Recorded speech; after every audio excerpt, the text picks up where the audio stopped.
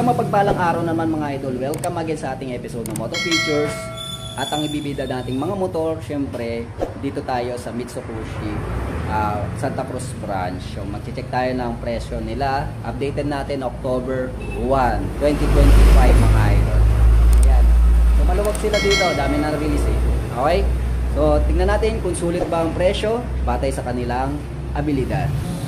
Good morning mga idol. So welcome again sa ating episode ng Moto Features or Dealer.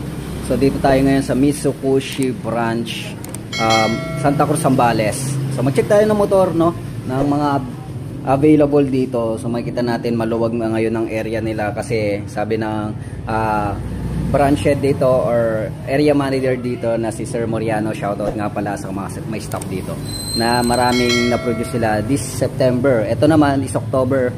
Okay, so pasok tayo ng October, check natin yung price nito ng